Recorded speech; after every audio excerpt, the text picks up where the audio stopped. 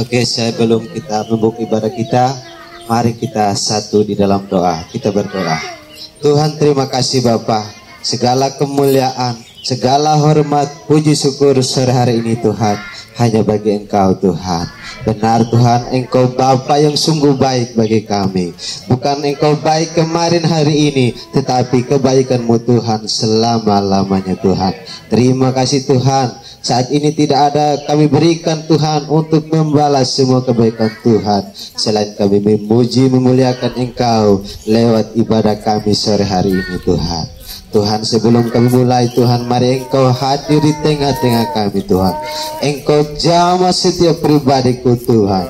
Biarlah lewat ibadah ini Tuhan, nama Tuhan selalu dimuliakan, ditinggikan di dalam setiap kehidupan kami Tuhan. Tuhan, Engkau pimpin kami dari awal pertengahan sampai penghujung ibadah kami sore hari ini.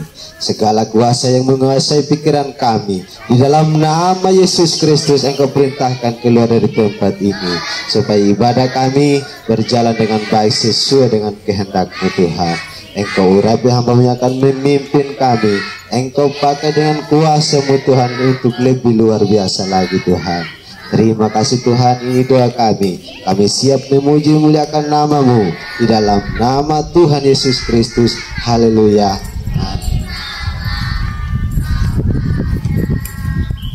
Baik, terima kasih Pak Jonathan. Oke, sore hari ini kita mau bersyukur kepada Tuhan. Siapa yang merasa bahwa Tuhan baik dalam kehidupannya, angkat tanganmu. Amin. Oh, semua ya. Saya percaya semua kita percaya Tuhan baik bagi kita. Kalau kita percaya bahwa Tuhan baik, mari sama-sama kita bangkit berdiri, kita memuji Tuhan. Segala puji syukur hanya bagi-Mu Tuhan. Mari kita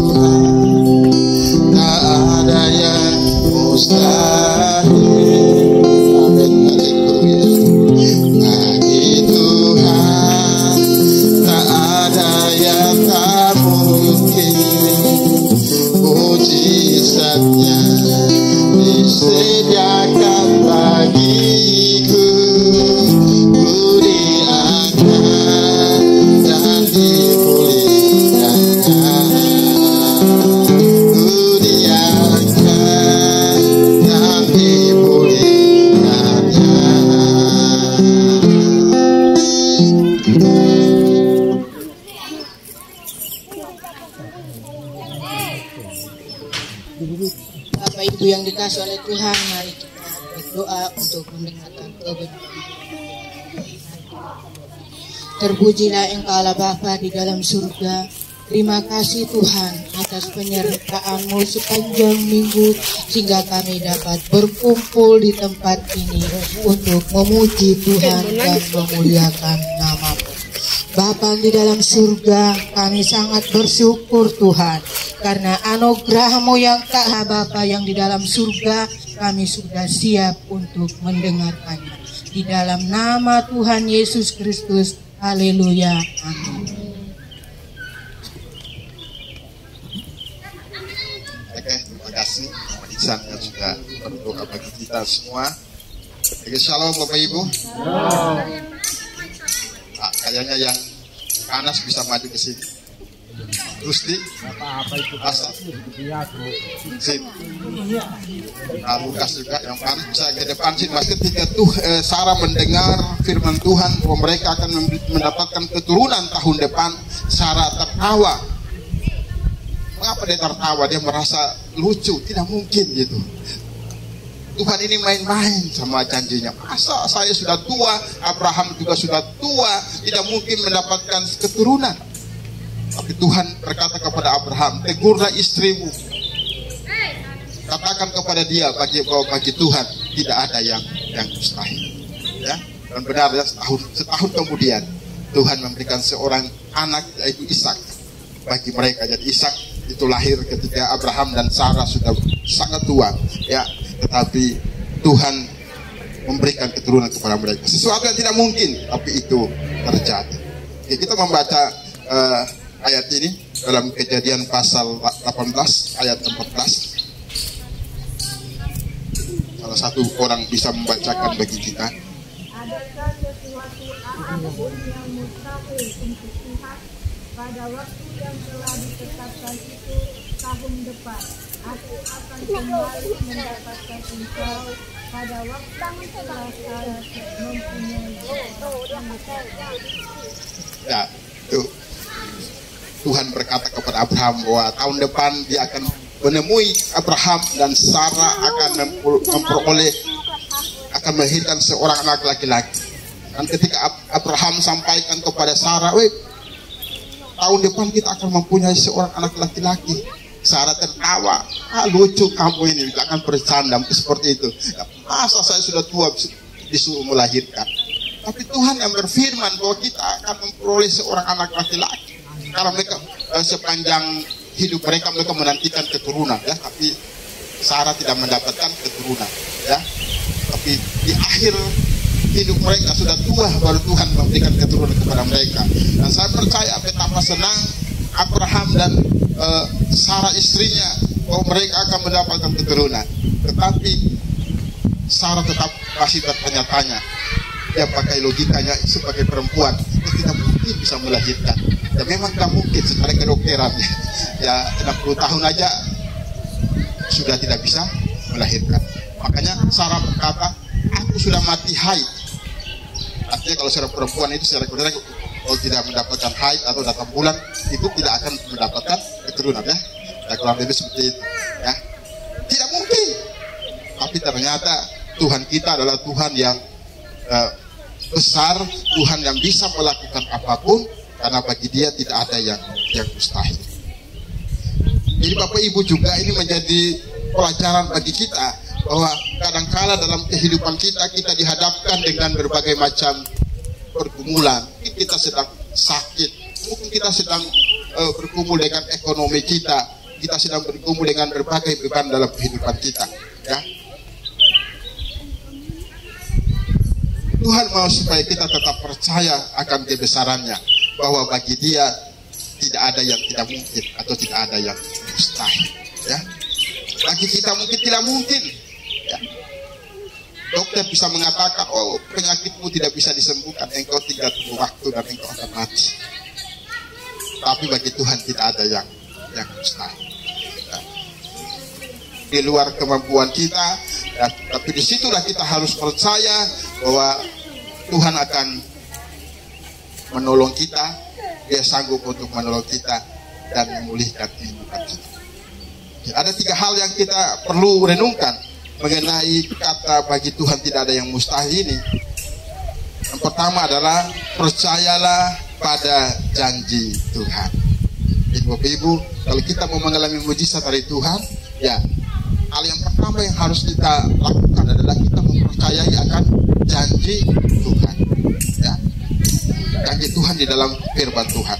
Nah, seperti firman kepada Zakaria bahwa kamu akan memperoleh seorang anak laki-laki akan lahir bagimu dan engkau harus menamakan dia Yohanes.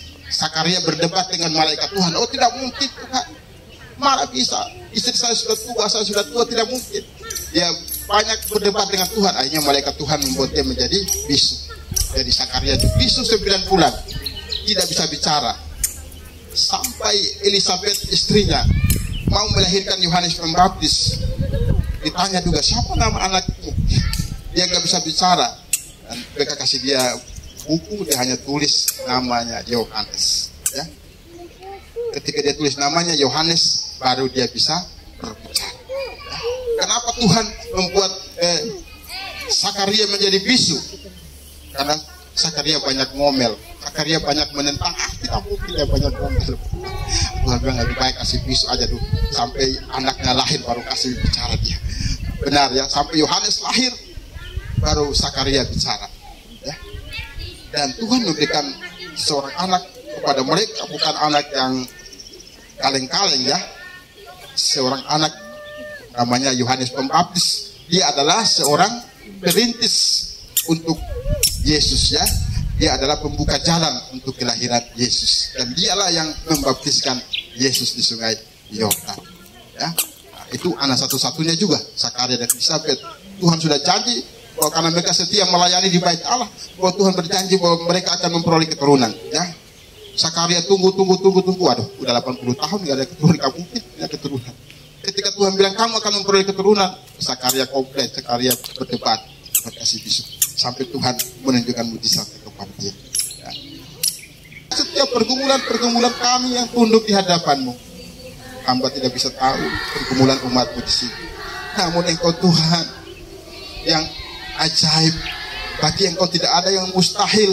Engkau akan melakukan mujizat dalam kehidupan kami yang membutuhkan Engkau sore hari ini Tuhan. Tuhan Yesus, apapun yang sedang umatmu gumuli saat ini Tuhan, doa-doa mereka, pergumulan mereka, bukan pergumulan mereka yang naik di hadapanmu, Tuhan Engkau datang dan campur tangan. Engkau datang dan menyatakan kuasa. Karena kami percaya Engkau tidak pernah berubah dahulu, sekarang sampai selama-lamanya. Engkau tetap Tuhan pembuat mujizat. Engkau yang telah memberkati Abraham, Engkau juga akan memberkati kami Tuhan. Terima kasih Tuhan Yesus. Biarlah firman yang kami dengar pada sore hari tertanam dalam hidup kami. Ajarlah kami tetap percaya bahwa Engkau ada dan selalu setia menyertai kami. Terima kasih Tuhan. Dalam nama Tuhan Yesus kami berdoa dan bersyukur buat firman-Mu pada sore hari. Haleluya. Amin.